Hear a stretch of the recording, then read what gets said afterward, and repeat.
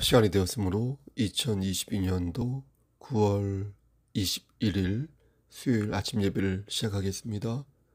다 같이 사도신경으로 우리의 신앙을 고백하겠습니다. 전능하사 천지를 만드신 하나님 아버지를 내가 믿사오며 그 외아들 우리 주 예수 그리스도를 믿사오니 이는 성령으로 잉태하사 동정녀 마리아에게 나시고 본디오 빌라도에게 고난을 받으사 십자가에 못 박혀 죽으시고 장사한 지 사흘 만에 죽은 자 가운데에서 다시 살아나시며 하늘에 오르사 전능하신 하나님 우편에 앉아 계시다가 저리로서 산 자와 죽은 자를 심판하러 오시니다.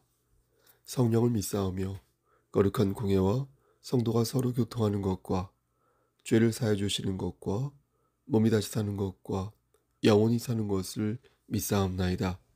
아멘. 거룩하시고 자비로우신 하나님 아버지, 하나님의 크신 사랑을 진심으로 감사드립니다. 오늘도 우리에게 새로운 하루를 허락하셔서 예배로 하루를 열 수 있도록 도와주시는 애 감사합니다. 우리가 힘들고 지칠 때마다 우리에게 내리신 하나님의 언약을 기억해 하시고 그 언약을 붙잡고 다시 천국을 소망하며 일어설 수 있도록 허락하여 주시는 애 감사합니다. 하나님이 우리와 함께 하셔서 우리와 동행하셔서 우리를 눈동자처럼 지켜주심을 우리는 믿습니다. 하나님, 우리가 하나님의 은혜를 붙잡고 낙오자가 되지 아니하도록 끝까지 우리의 사명을 잘 감당할 수 있도록 하시고 우리의 삶 속에서 하나님을 인정하고 하나님의 사랑을 선포함으로 말미암아 우리에게 예비된 복들을 다 받아들일 수 있도록 주여 우리 삶에 은총을 베풀어 주시옵소서. 이 시간 간절히 바라고 하는 것은 심신이 연약한 우리의 형제와 자매들을 위해 기도합니다. 여호와 라파 되신 하나님께서 그들을 치료하여 주시고 말씀 안에서 모든 것들이 회복되고 평안함을 찾을 수 있도록 주님 뜻대로 이끌어 주시옵소서. 우리 형훈이에게 함께 하시고 인도하시사 건강 지켜 주시옵고 우리 예원이, 성훈이, 휘석이에게 함께 하시사 솔로몬의 지혜를 허락하여 주시고 수험생활 잘할 수 있도록 붙잡아 주시옵소서. 고 권사님과 그리고 우리 김필순 권사님 그리고 장기간 입원 중인 우리 전순재 집사님에게 함께 하시고 역사하시사 모든 것들이 하나님 뜻 안에서 열매 맺을 수 있도록 합력하여 선을 이룰 수 있도록 붙잡아 주시옵소서. 하나님, 또한 우리 청년들을 위해 기도합니다.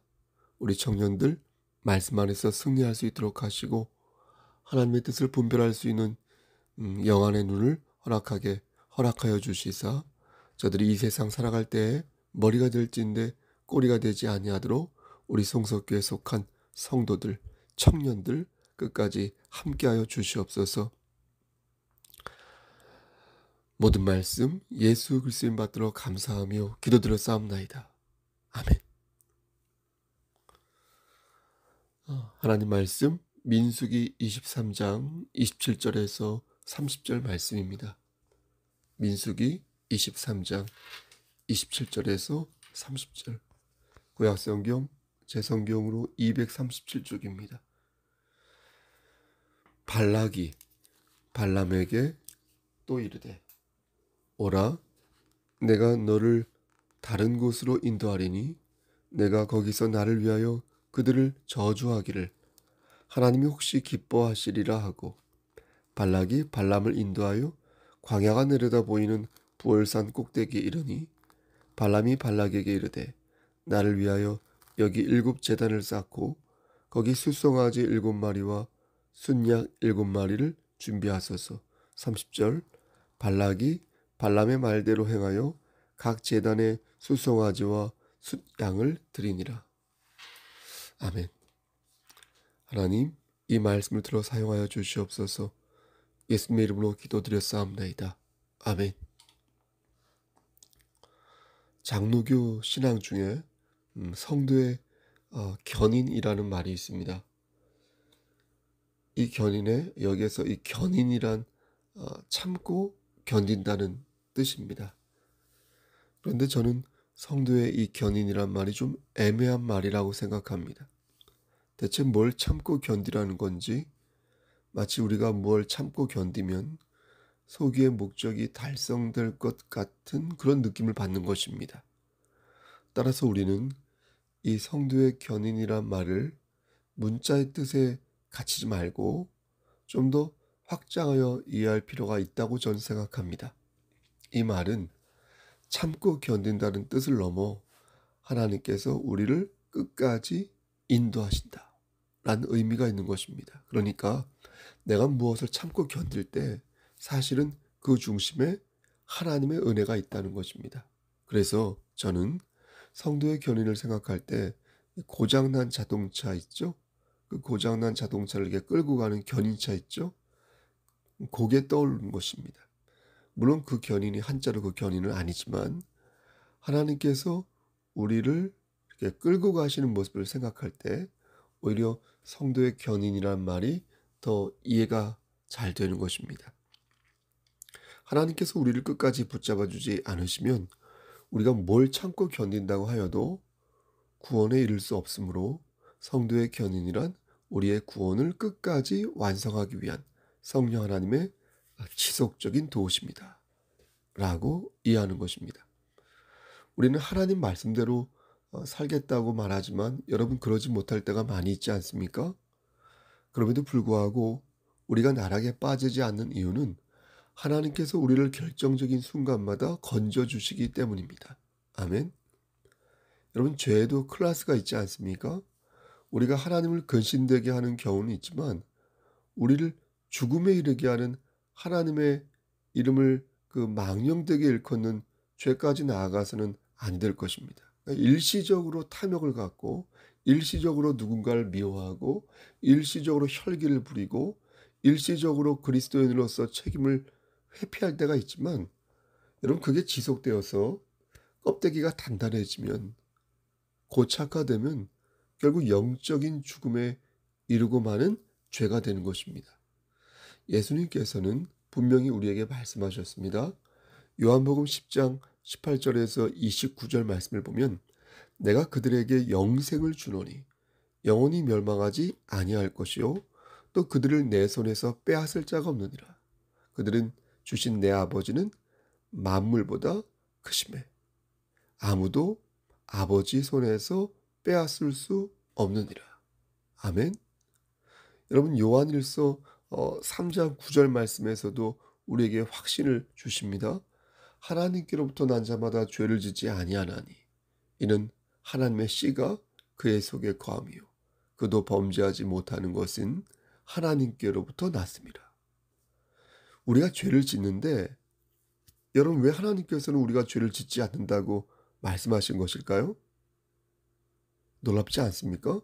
그 이유는 우리가 죄를 지어도 죽음에 이르는 죄까지 떨어지지 않는다는 것입니다. 왜 그러냐면 우리 안에 뭐가 있어서요? 하나님의 씨가 있어서 우리가 낙오자가 되도록 하나님이 가만히 냅두지 않으신다는 겁니다. 그럼 누가 우리를 가만히 두지 않으신다는 걸까요? 방금 말씀드렸지만 요한일서 5장 18절에 그 답이 나오는데 하나님께로부터 난 자는 다 범죄하지 아니하는 줄을 우리가 아노라. 하나님께로부터 나신 자가 그를 지키심에 악한 자가 그를 만지지도 못하느니라. 말씀 나오죠? 여기서 하나님께로부터 나신 자란 누구를 가리키는 것입니까? 예수 그리스도. 예수 그리스도를 가리키는 것입니다. 그러니까 예수 그리스도의 은혜가 우리의 죄를 사해 주셨고 우리는 그의 피공로에 의지하여 매일매일 살 수 있게 되었다는 것입니다. 그래서 우리가 죄를 지어도 다시 우리 주님께서 우리의 죄를 사하여 주시고 우리가 낙오자가 되지 않도록 우리의 마음속에 있는 하나님의 씨앗을 지켜주신다는 것입니다. 그러니까 예수 그리스도의 은혜로 우리가 하나님의 씨앗이 보호되고 있다는 것이에요. 그리고 그것을 계속해서 역사하시는 분이 바로 성령 하나님이라는 거예요. 비유하자면 예수 그리스도의 보혈은 영원토록 지속되는 백신과도 같다. 이 주사를 한번 맞으면요. 죄에 대한 면역력이 생겨서 온갖 죄의 바이러스를 물리칠 수가 있다는 것입니다. 그러므로 저는 위 말씀들을 근거로 여러분들에게 한 번 더 강조하는 것입니다. 지속적으로 좌절하고 여러분 지속적으로 배신하고 하나님을 지속적으로 무기력해지지 마시라. 지속적으로 절망하고 지속적으로 자신을 미워하는 것은 마귀의 생각이지 결코 하나님의 뜻이 아닙니다. 부디 하나님의 말씀을 기억하여서 나고자 되지 마시기를 주님의 이름으로 간절히 소원합니다. 오늘 본문을 이해하기 위해 뒤의 내용을 요약하면 이렇습니다. 발람이라는 선지자가, 요즘 발람 많이 말씀드리죠. 발람이라는 선지자가 모압 왕 발락에게 매수가 되어 이스라엘을 구렁텅이로 몰아세우는데 그때마다 하나님께서 역사하셔서 그의 입을 틀어막으십니다. 하지만 이스라엘은 결국 어떻게 됩니까? 바알부얼, 그모스, 바알부얼이라는 우상을 숭배하게 되고 거기에서 여사제들과 부정한 관계를 맺다가 결국 하나님의 진노를 받게 되고 무려 24,000명이 죽음을 당합니다. 그러니까 오늘 본문은 그 전에 하나님께서 어떻게 발람의 입을 틀어막으시고 어떻게 상황을 바꾸시는지 그 내용이 나와 있습니다. 27절부터 30절까지만 말씀을 읽었는데요. 앞에 말씀은 나중에 한번 읽어보시길 바랍니다. 당시 상황은 이러했습니다.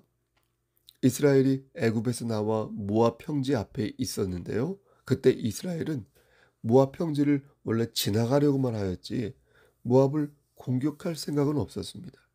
그런데 모압 왕 발락이 찔의 겁을 먹은 겁니다. 그리고 이스라엘이 자신을 칠 거라고 생각한 것입니다. 그래서 모압 왕 발락은 어떻게 이스라엘을 공격할 것인가 고심합니다. 그가 세운 전략은 이스라엘의 중심을 흔드는 것이었습니다. 일종의 심리전 같은 건데요. 그는 이스라엘이 하나님 중심으로 똘똘 뭉쳐진 민족이라는 사실을 잘 알고 있었습니다. 그래서 그들의 믿음을 흔들어야 저들을 이길 수 있다고 생각했습니다.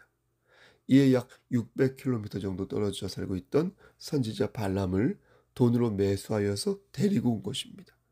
그를 통해 이스라엘을 저주하게 함으로써 이스라엘의 굳건한 믿음을 흔들 계획을 세웁니다.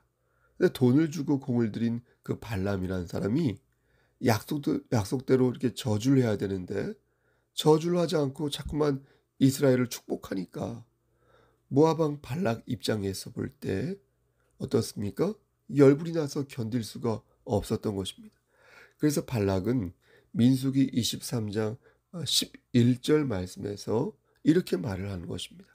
발락이 발람에게 이르되 그대가 어찌 내게 이같이 행하느냐 나의 원수를 저주하라고 그들을 데려왔거늘 그대가 오히려 축복하였도다. 모압 왕 발락은 하나님께서 발람의 입을 붙들고 있다는 사실을 몰랐습니다. 하나님을 믿지 않으니 그것을 알 리가 없었을 것입니다. 여러분 우리도 이런 일을 종종 경험하지 않습니까? 세상 사람들에게 모든 것이 하나님의 역사이다 이렇게 말하면 그 사람들은 야 정도껏 해라 정도껏 해 이러면서 우리를 비웃지 않습니까? 그렇게 직접적으로 하질 않나요? 그러면서 그들은 어떻습니까? 하나님이 어디 있느냐 야 그게 우연히 그렇게 된 거지 운명이야 하나님이 어디 있고 하나님의 역사 따위가 어디 있냐 이렇게 빈정거리지 않습니까? 이런 모습은 시편 42편에 나오는 상황과 비슷하다고 생각합니다. 42편 3절 말씀 보면 사람들이 종일 내게 하는 말이 내 하나님이 어디 있느냐 하오니 내 눈물이 주야로 내 음식이 되었도다.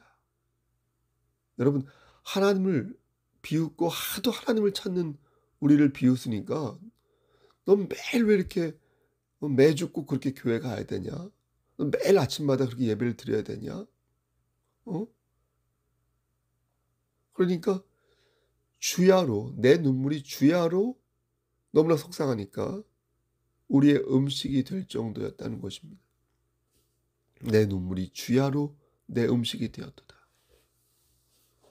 하지만 하나님께서는 우리에게 분명히 말씀하셨습니다. 시편 42편 5절 말씀에 내 영혼아 내가 어찌하여 낙심하며 어찌하여 내 속에서 불안해하는가. 너는 하나님께 소망을 두라. 그가 나타나 도우심으로 말미암아 내가 여전히 찬송하리로다. 여러분 뭐라고 말씀하십니까? 불안해하지 말라는 것입니다. 불안해하지 말라. 낙심하지 말라는 것입니다.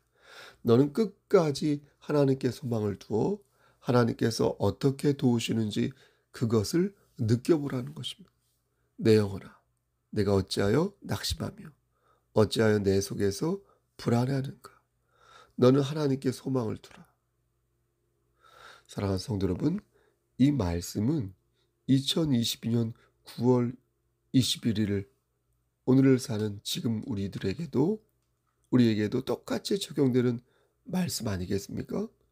내 영혼아, 네가 어찌하여 낙심하며 어찌하여 내 속에서 불안해하는가? 너는 하나님께 소망을 두라. 모압 왕 발락은 하나님을 믿지 않았기에 하나님의 역사를 느끼지 못했습니다.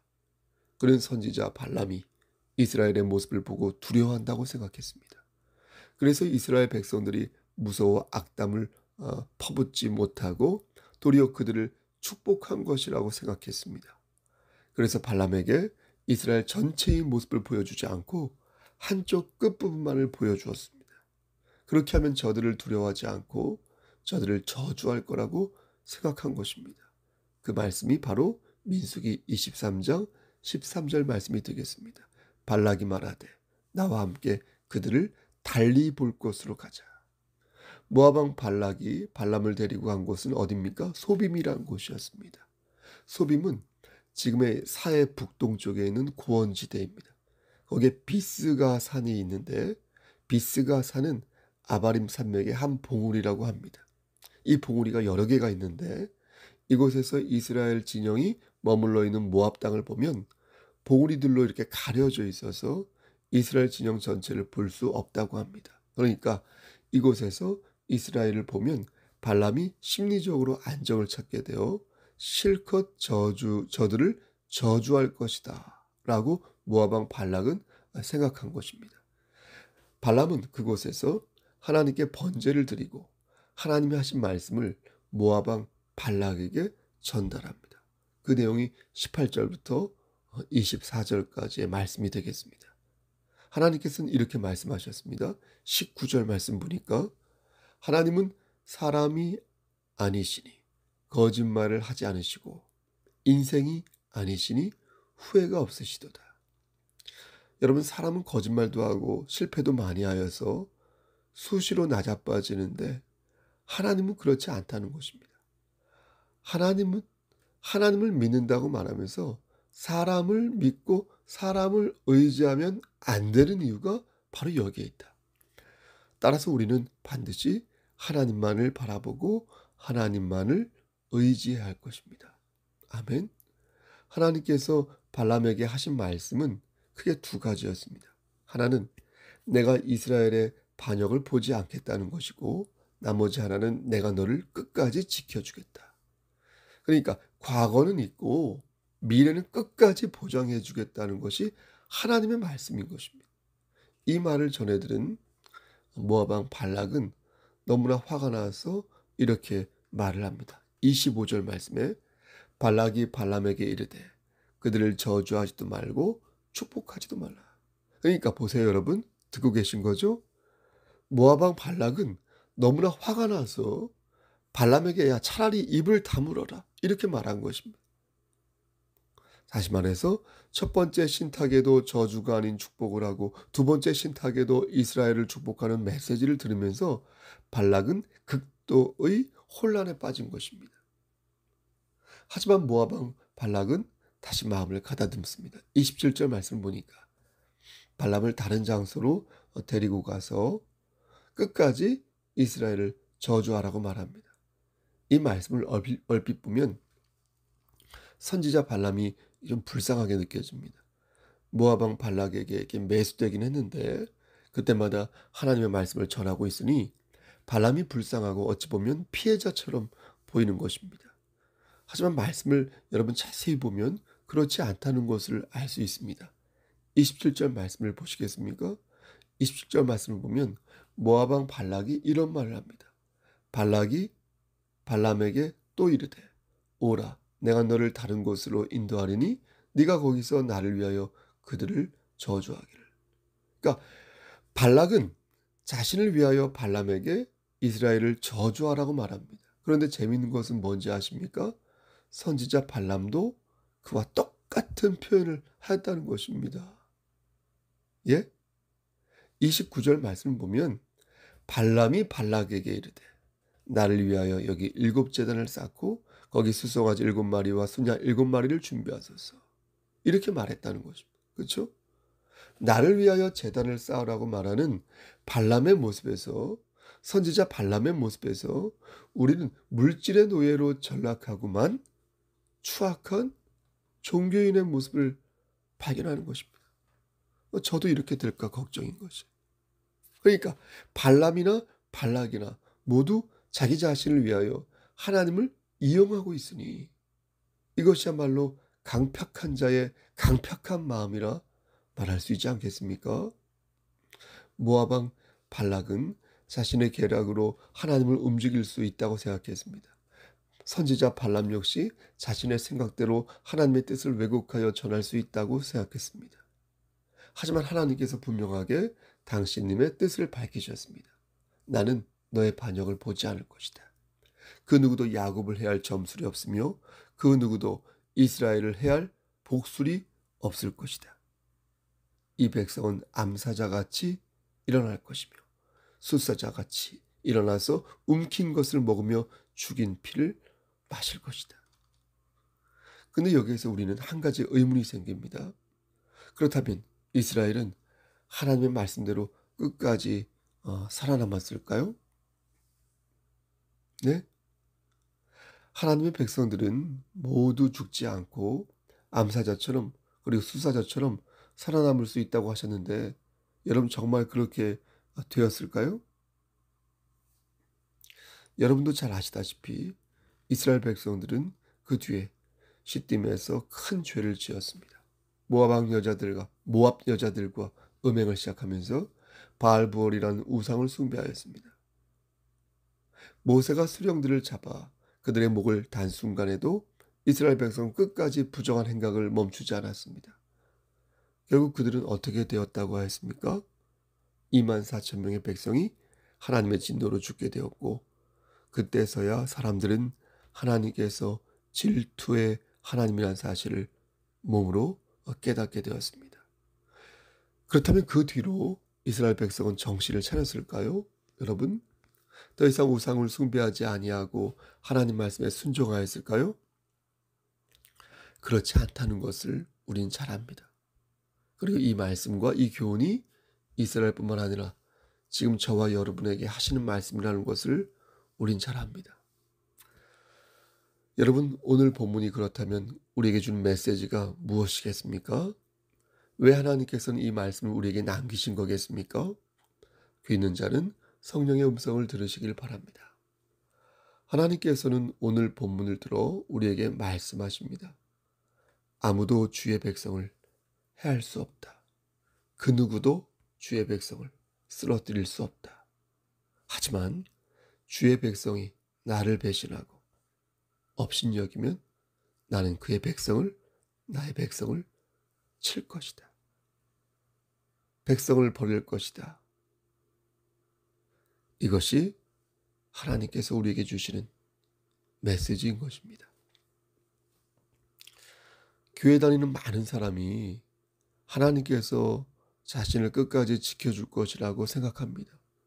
저 역시 그렇게 생각합니다.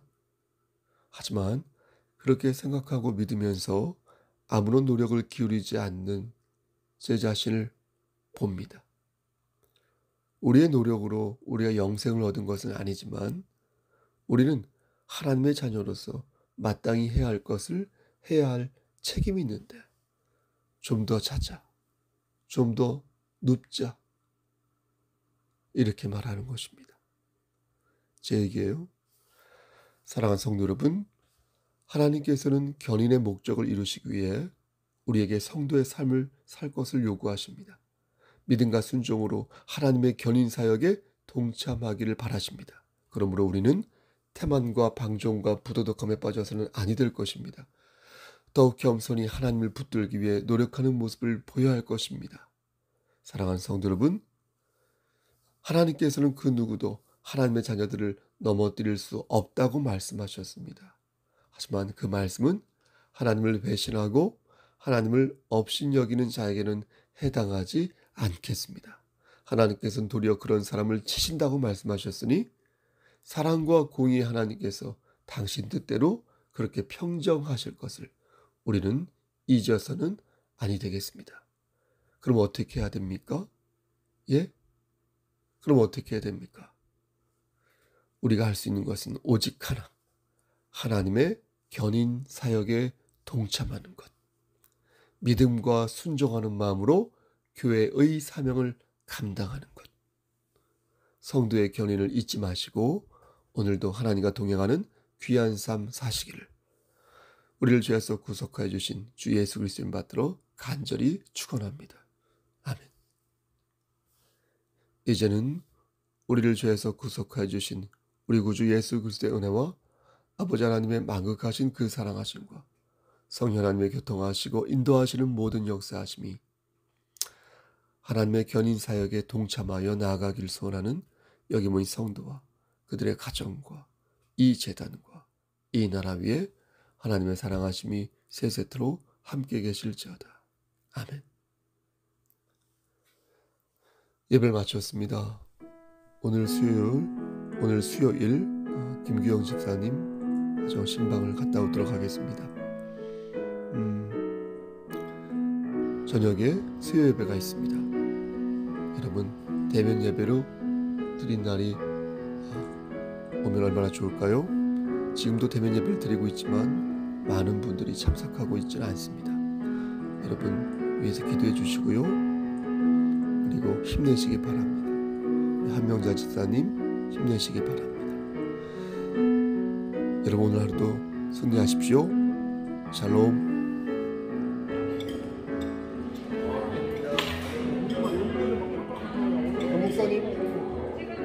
아니야, 그만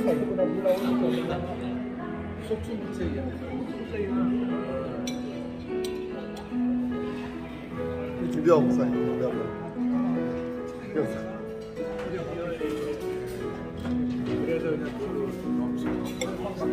콘텐츠 만드는 데는 원칙이 있어요.